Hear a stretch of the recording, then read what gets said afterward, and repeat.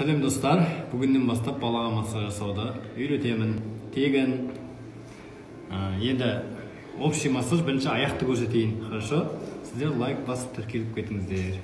Содан кейін келесін қолды, кейін арқаны деген сияқты бәрі көрсетемін. Так, аяқтың массажы неге пайдасы бар? Мысалы, бала жүрмей жүрсе, уақытында жүрмей жүрсе, соған көп көмегі бар. Сосын аяғын дұрыс баспай жүрсе, соған көп көмегі бар. Өйстіп қыздырып аламыз, май жағып. Қыздырып аласыз. Табаннан бастаймыз. Мен қазір тез көрсетемін, сіздер бірақ асықпай жасаңыздар, хорошо? Міне. Өйстіп айналдырып жасайсыздар. Айналдырып жасаймыз. 7 деген санды көбірек қолданамыз. Сосын 6 деген, 6 сосын 8, шексіздік. Махаббатты көп күткісі. Көрші, осыларды көп қолданасыз.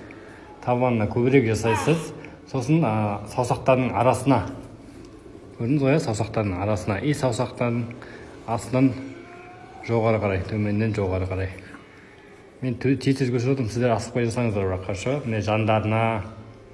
Табанға полный жасап боласыз, сосын үстіне өтесіз. Үстіне өтесіз. Айналдырып жасайсыз, айналдырып. Сосын бұлай міне, тізеге дейін. Ана қасына отыр. Міне, тізеге дейін. Көрін отыр ма? Потом, мына столдан, мына жеріңізді жасайсыз. Қолды қойдыңыз ба? Жамбасқа дейін. Көрдіңіз ба? Бір қойдыңыз ба? Алмаңыз. Бір қойдыңыз ба? До конца.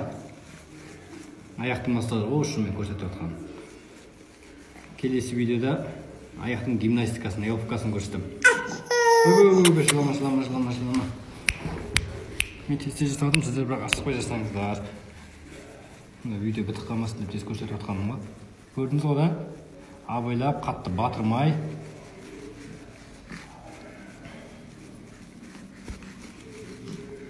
Тізенің үстін қатты басуға болмайды. Легкий. Осы тізенің айналасын жасайсыздар ғой. Бұлшық етті, сан бұлшық етін.